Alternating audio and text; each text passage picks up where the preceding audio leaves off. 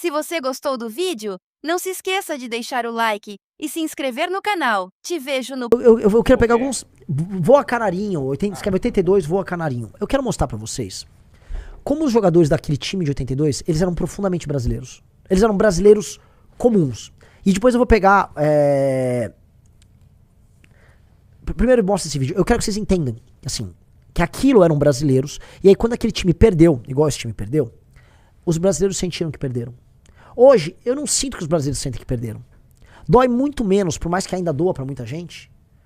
Porque pra muita gente, como se a seleção brasileira participar da Copa é um momento em que nós brasileiros podemos participar com destaque em alguma coisa. E aí essa pessoa se apropria disso, se apega a isso, e o Brasil perde e fica mal. Aí fica triste porque o Neymar chorou. Eu vejo muita gente que nos acompanha completamente neymarizado. Neymarizado. Ai, nossa, o Neymar... E eu fico deprimido com isso, porque, pô... Se você não entendeu que o Neymar é parte do problema, é que você não entendeu mais nada, cara. Todo mundo tem seu bolsonarismo e seu lulismo. No futebol, muita gente nos acompanha. Não, mas o Neymar foi patético nessa história toda. O Neymar foi uma vergonha. Uma vergonha. A história toda, a participação dele nessa Copa, um ex-jogador em atividade, a história foi vergonhosa, tá? Então, achou lá o vídeo, Riso? Tá aqui na tela, não tá? Não tá. Eu quero que você ache o vídeo que mostra... Peraí, deixa eu só mudar o nosso aqui. Não consigo ver aqui pra te ajudar.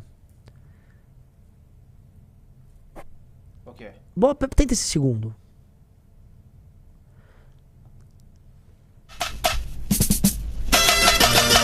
Não, essa aí, fotos. Vamos. Queria pegar os caras treinando, as pessoas assistindo. Aí, ó, Seleção Brasileira de 82, samba no avião.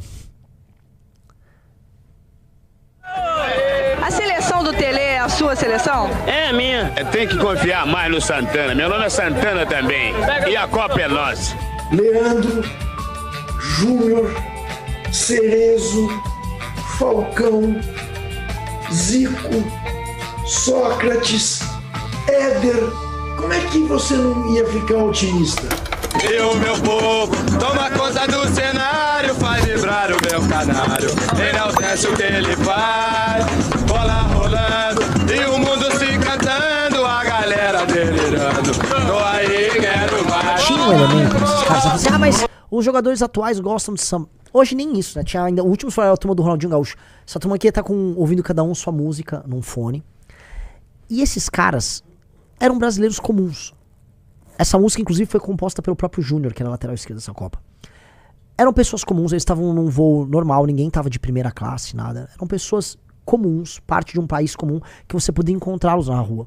Se você andasse pelo Rio de Janeiro, você encontraria o Zico, andando provavelmente com, sei lá, um Escort, um Del Rey. Tente achar agora o outro vídeo, Riso, por favor. Zico...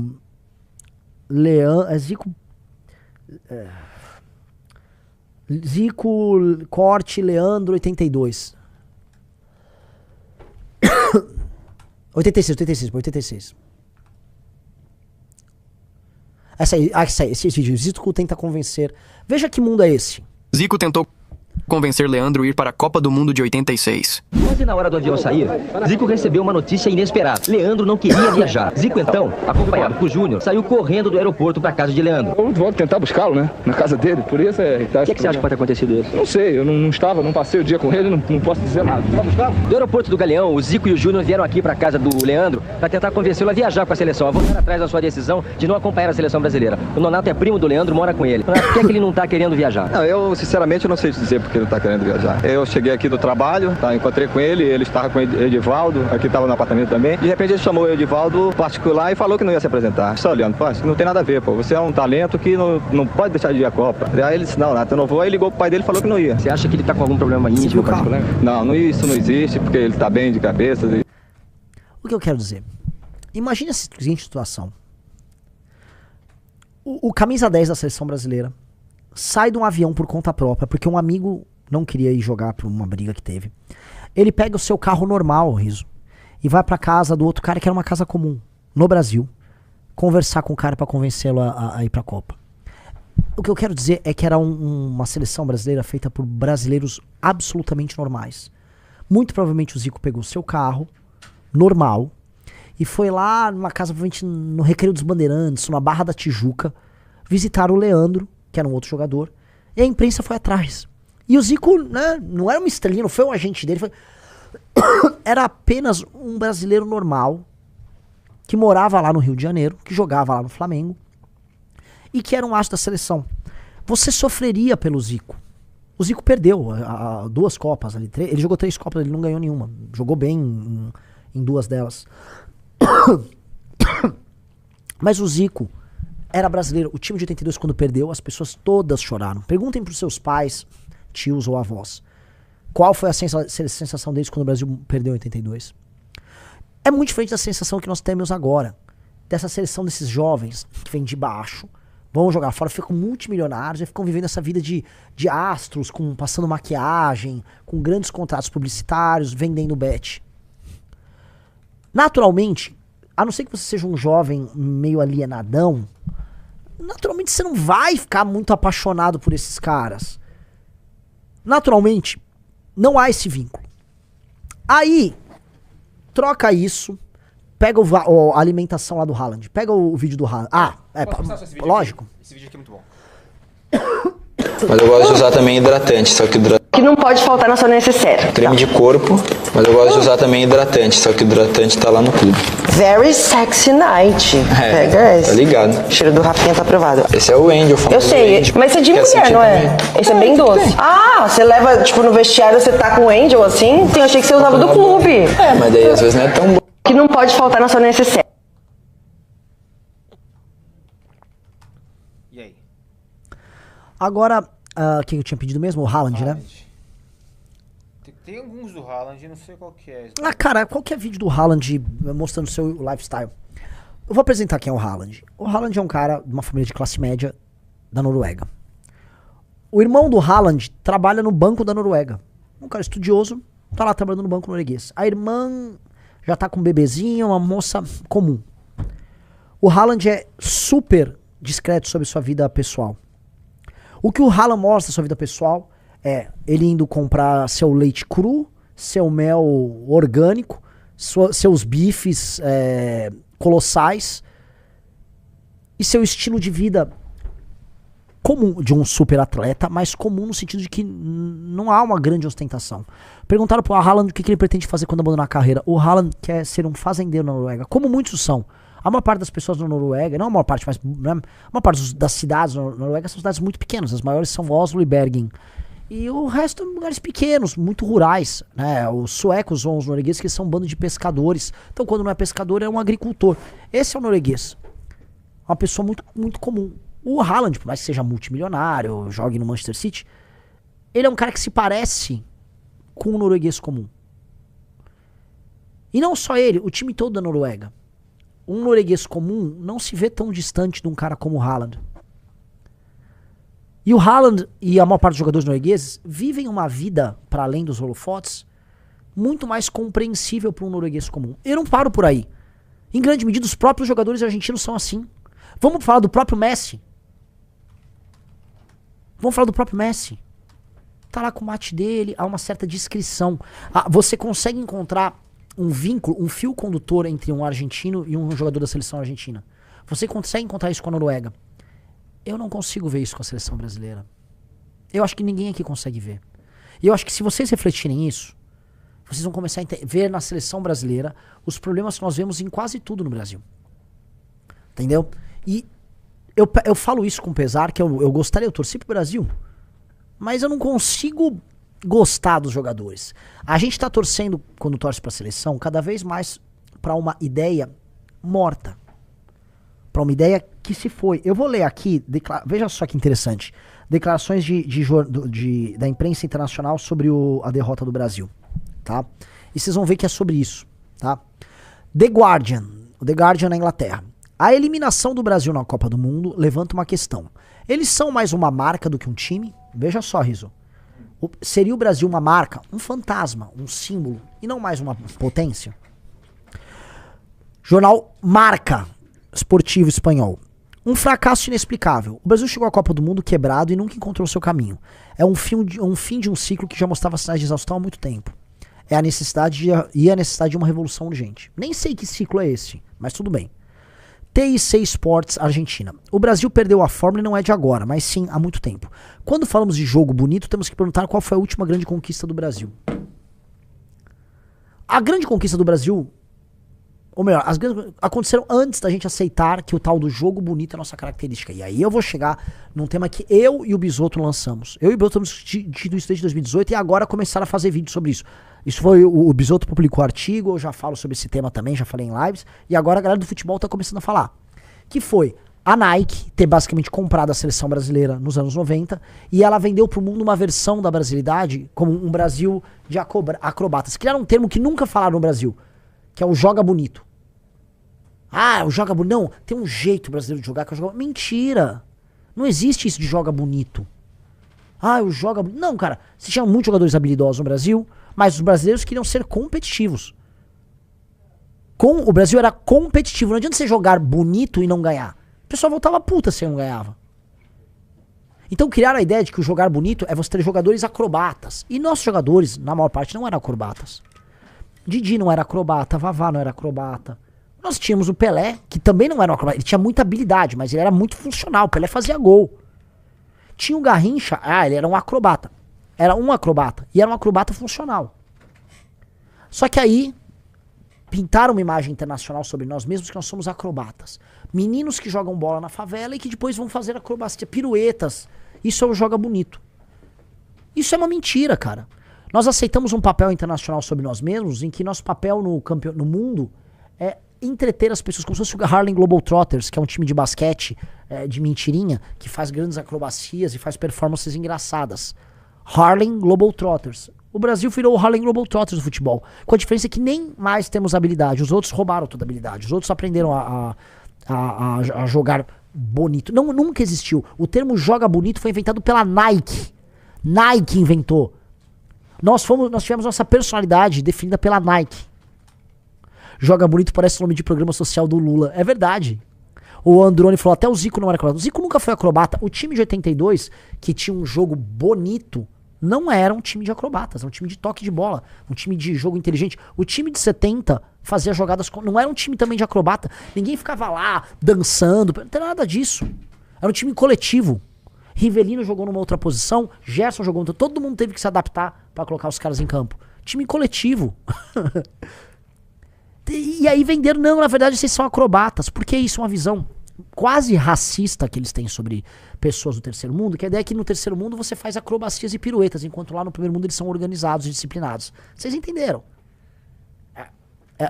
Um cara botou tipo bobo da corte, exatamente. E aí, enquanto falava, não, vocês são dançarinos, vocês são acrobatas, os ingleses chamam a gente de samba futebol. Eles sambam e jogam futebol. Mentira.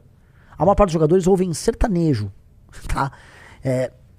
E, cara, eles aprenderam a driblar, eles trouxeram jogadores das suas ex-colônias na África, montaram grandes times e o Brasil só perde.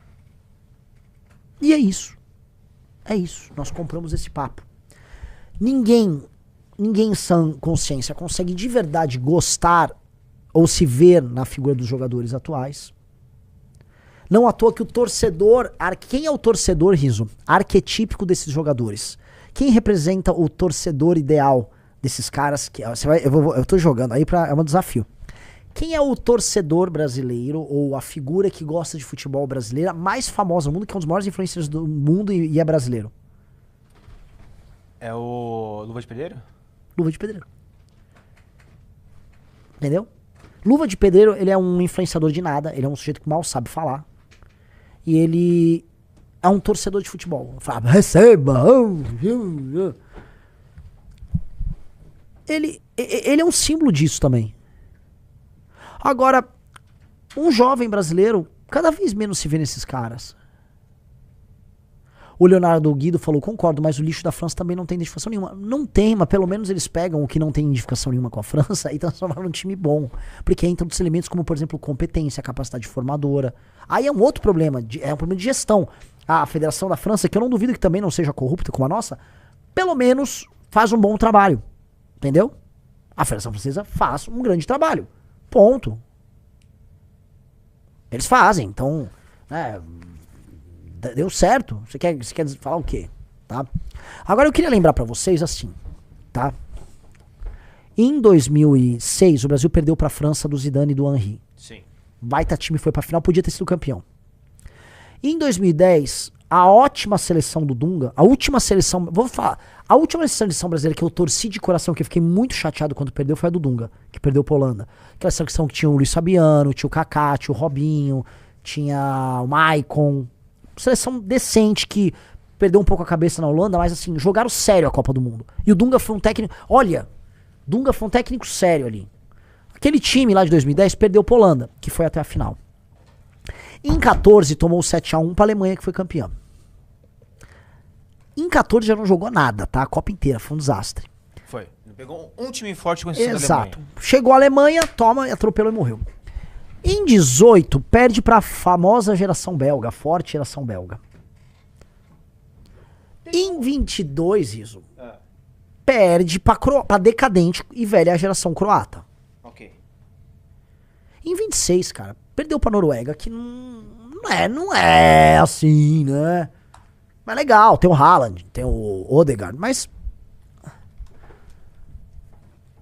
né? É a Noruega. Aí a gente fica se culpando e colocando na cabeça, não, mas porra, como é que pode o Brasil perder? O Brasil não é melhor do que a Noruega. O Brasil não é melhor que o Marrocos. O Brasil foi um pouco melhor do que o Japão. O Brasil decaiu. E aí eu vejo um monte de comentarista esportivo, um monte de gente falando, não, pra recuperar agora, o Brasil tem que fazer... O Brasil pode fazer o que ele queira. O mundo aprendeu a jogar e o mundo avançou.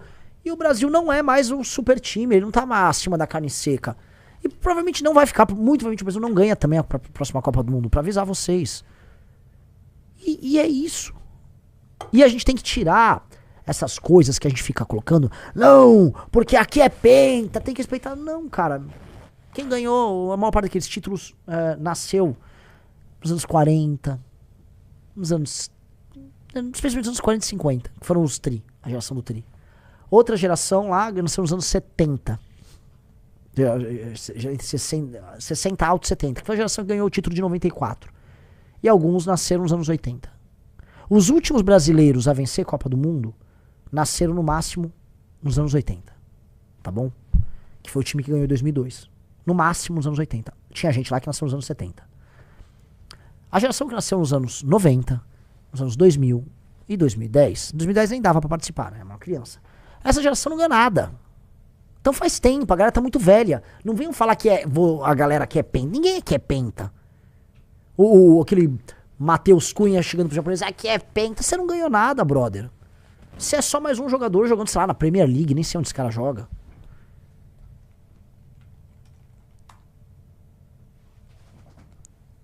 Ele joga no Manchester United. Ah, então é isso. Tem um monte de gente no Manchester United, é impressionante. Então, assim, gente, eu estou falando de futebol, mas não é sobre futebol. Agora vocês vão entrar onde eu quero chegar. Reparem, tá, que o ocaso da geração Neymar é também o ocaso da geração Virgínia, é a geração do influencer digital brasileiro. Repare o seguinte, que é o ocaso da geração dos vendedores de bet. Essa geração está no seu melhor momento. Qual o ápice que essa geração chegou? É o ápice dos vendedores de bet, dos políticos performáticos de rede social, dos influencers digitais. É uma geração que ocupou espaços de destaque e prestígio no Brasil sem agregar nada ao Brasil.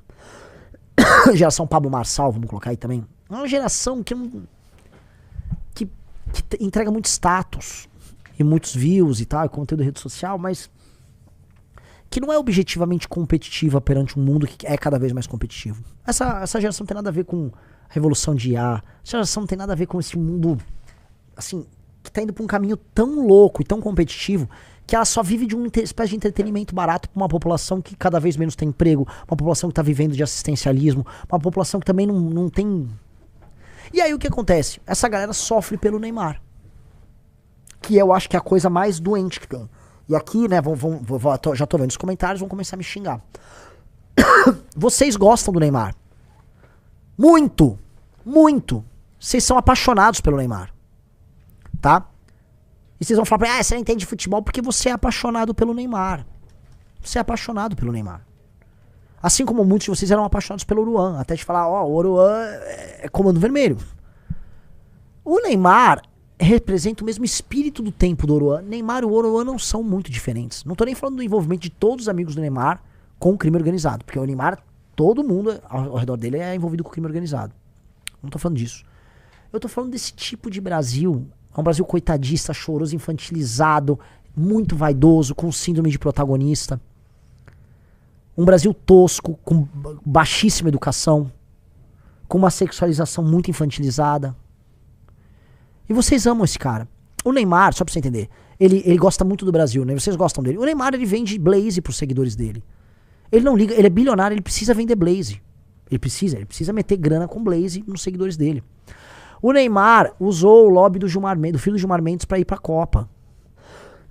O Neymar não tinha condição de jogar. Se ele amasse o Brasil mesmo, ele não entrava em campo. Ele não tinha condição, mas precisava entrar. E mais, tem milhões aí de brasileiros falando, sabotaram o Neymar, ele é o único bom que joga. Não era, cara. Tava quebrado, não tava jogando, não botava um pé em campo 30 dias antes da Copa. Mas a geração Neymar é uma geração que deu errado. Não só no futebol. Chame de geração Virgínia, chame do que quiser. Chama a geração Luva de Pedreiro.